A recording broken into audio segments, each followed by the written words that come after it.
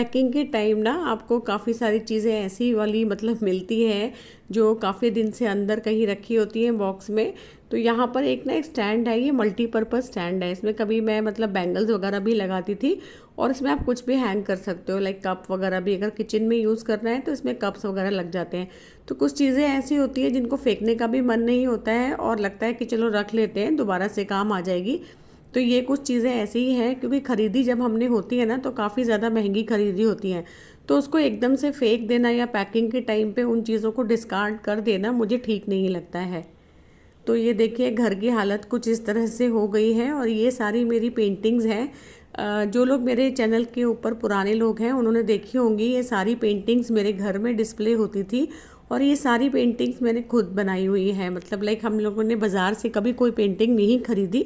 अगर आपने नहीं देखा है तो आप मेरे पुराने वीडियोस देख सकते हैं जिसमें इस पूरी वॉल के ऊपर मेरी पेंटिंग्स लगी हुई थी।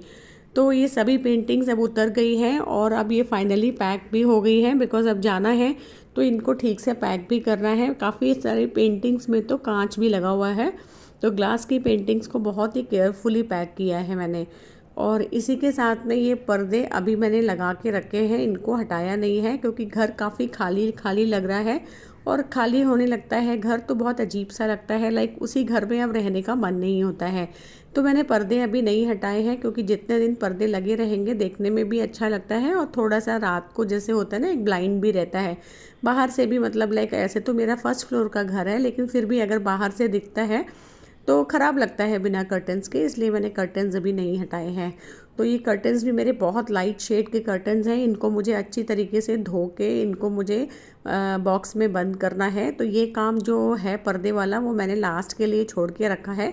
तो लास्ट में मैं कर्टन सारे निकाल दूँगी और उनको वॉश करके फिर रखूँगी। और ये कुछ मेरे कर्टन्स की डोरियां हैं, इनको मैंने निकाल लिया है सबको, क्योंकि इनको मैं पहले वॉश कर दूँगी और इनको ठीक से वॉश करके ना और उसके बाद में रखूँगी। बहुत ही अच्छी लगती हैं ये सब चीज़ें, छोटी छोटी हमने ख़रीदी होती हैं बहुत ही ज़्यादा शौक़ से। तो ये देखिए मेरा हॉल जो है वो कुछ इस तरह से कार्टन्स में पैक हो गया है और मोस्टली सामान जो है शो पीस वगैरह है वो सब मैंने बंद कर दिए हैं। दुख होता है अपने कुछ ऐसे प्लांट्स को देखकर, क्योंकि ये शायद जहाँ मैं जा रही हूँ अभी वहाँ तक ये शायद ना पहुँच पाए या सरवाइव ना कर पाए। तो प्लांट्स को देख के बहुत ज़्यादा दुख होता है आपको, क्योंकि ये प्लांट्स मेरे साथ नहीं जा पाएंगे, ये प्लांट्स यहीं रह जाएंगे, यानी कि मैं किसी ना किसी को इनको दे के जाऊँगी। मेरे बहुत सारे प्लांट्स हैं जो इसी तरह से मतलब मेरे साथ नहीं जा पाएंगे, क्योंकि अभी मैं चेन्नई में हूँ और चेन्नई से जो फाइनली है मैं जा रही हूँ दिल्ली। तो दिल्ली तक का सफ़र इनके लिए बहुत मुश्किल होगा क्योंकि काफ़ी लंबा है। तो काम करते करते बहुत थक गई थी और मतलब होता है ना साथ के साथ आपको सब ब्रेकफास्ट लंच डिनर वो भी साथ साथ चलता है और पैकिंग भी साथ साथ चलती है। तो यहाँ पर मैं थोड़ा सा हलवा बना रही थी क्योंकि इंस्टेंट एनर्जी मिल जाती है और हलवा सबको पसंद आता है घर में ना। तो सूजी वाला हलवा बना रही थी जो झटपट से बन के तैयार हो जाता है, और साथ में रखी थी मैंने चाय। और चाय जो होती है ना उसका साथ हलवे के साथ बहुत अच्छा कॉम्बिनेशन मुझे लगता है।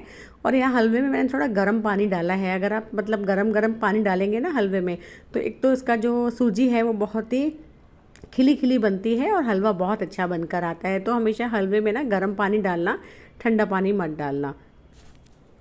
और इस टाइम ना वैसे भी मेरे किचन में बहुत सारा ऐसा आइटम है जो मुझे ख़त्म करना है।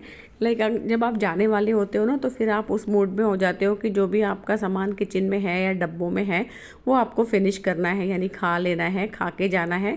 क्योंकि फिर ये एक तो सामान इतना दूर पहुँचेगा भी नहीं और दूसरा ख़राब हो जाता है। तो ये देखिए यहाँ पे मैं सेफ्रन डाल रही हूँ। तो जनरली मैं खीर में डालती हूँ केसर, लेकिन अभी मुझे ख़त्म करना है ना तो मैं कोई भी डेजर्ट बनाती हूँ या पुडिंग बनाती हूँ ना तो उसमें मैं केसर डाल देती हूँ ताकि वो भी अच्छे से मतलब यूज़ हो जाए। बाकी अगर इधर उधर पड़ा रहेगा तो ये छोटी छोटी चीज़ें होती है ना, बाद में मिलती नहीं हैं। बहुत ही सुंदर तरीके से आपने घर सजाया होता है अपने मन से, या जो चीज़ें आपको अच्छी लगती हैं अपने दिल से अपने घर को डेकोरेट किया होता है। लेकिन अब जाने की बारी आ गई है तो अब ये सब डेकोरेशन तो मुझे हटानी ही पड़ेगी, कुछ हम कर नहीं सकते हैं। बिकॉज़ अगर मैं ये नहीं करूँगी तो बहुत दिन तक सजा रहेगा तो मैं पैकिंग कब करूँगी। तो इसीलिए धीरे धीरे करके ना ये सब सामान हटाती जा रही हूँ। और यहाँ पर मैंने किचन की कुछ मेरी जो बास्केट्स वगैरह हैं जो मैं रेगुलर यूज़ करती हूँ वो सब मैंने अच्छे से वॉश कर लिया था। एंड वॉश करके ना इनको मैंने सुखा लिया है अच्छे से पंखे की हवा में। अब इन सबको अच्छी तरीके से मैं ऑर्गेनाइज़ कर दूँगी एक बॉक्स के अंदर। तो सारी जितनी भी मेरी बास्केट्स हैं या ऑर्गेनाइजर्स हैं उन सबको मैं एक साथ रखने वाली हूँ, ताकि मैं अगली जगह जब जहाँ भी जाऊँगी और मुझे अगर यूज़ करना होगा ना तो मैं आराम से मतलब इनको निकाल के यूज़ कर पाऊँगी। अलग अलग अगर हम इनको पैक कर देंगे तो बहुत मुश्किल होता है फिर इनको हर बॉक्स में से खोजना, या आपको हर बॉक्स खोलना पड़ता है। तो यहाँ पर मैंने सारी अपनी बास्केट्स थे, जो भी ऑर्गेनाइज़र थे, सबको मैंने वॉश करके एक साथ मैंने इनको असेंबल कर दिया है, ताकि इनको पैकिंग के टाइम पे इजी हो जाता है। तो यहाँ पर हमारा जो मेन काम होता है वो सामान को सबको वॉश करके रखना होता है, क्योंकि पैकिंग में तो ज़्यादा टाइम नहीं लगता है। अब फटाफट से उठा के आप इनको बॉक्स में डालते हो, लेकिन मेन चीज़ क्या होती है, उनको वॉश करना। तो मैं कोई भी चीज़ को ना गंदी तरीके से पैक नहीं कर देती हूँ, लाइक उनको वॉश करके ही करती हूँ, ताकि आप नई जगह पर जाओगे तो आप उसको ना वापस से मतलब यूज़ करते वक्त आपको प्रॉब्लम नहीं होती है। तो यहाँ मैं ईच एंड एवरीथिंग मैंने वॉश कर ली है। और ये भी मेरी एक छोटी सी जो ऑर्गेनाइज़र है, तो इसको भी मैंने अच्छे से वॉश कर लिया है। वॉश करने के बाद में इसको मैं डिसमेंटल कर रही हूँ, क्योंकि छोटी सी जगह में ये पैक हो जाएगी।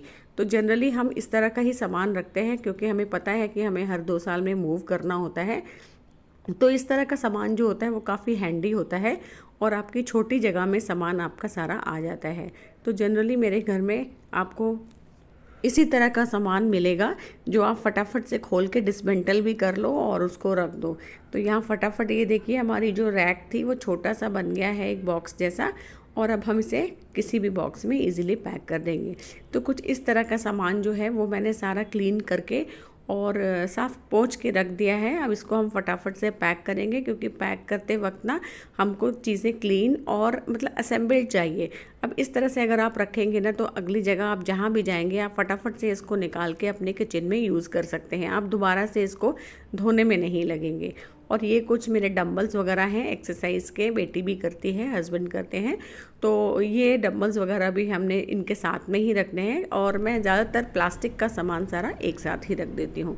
तो ये देखिए मेरा हॉल कुछ इस तरह से पैक हो चुका है। ऑलमोस्ट सभी सामान पैक हो गया है, और कुछ इस तरीके से मैं पैक करके सामान को रखती हूँ, ताकि इसके ईच एंड एवरी जो इसका जो पार्ट है तो वो कवर हो जाए। क्योंकि इस तरह से अगर आप कवर करेंगे तो आपका सामान ख़राब नहीं होता है, एंड लोडिंग के टाइम पे भी आपका जो है सामान में डैमेज नहीं आता है।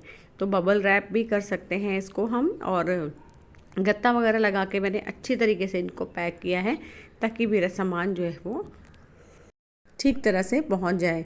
और किचन का भी इसी तरह से मैं धीरे धीरे अब सारा वाइंड अप करने लगी हूँ। तो कुछ ही बर्तन छोड़ूंगी जो मेरे यूज़ के लिए रोज़ काम आएंगे, अदरवाइज़ मैं सारे जो बर्तन हैं इस तरह के ना स्टील वाली जितनी कटोरियाँ वगैरह प्लेट्स, वो सब मैं वाइंड अप करने वाली हूँ।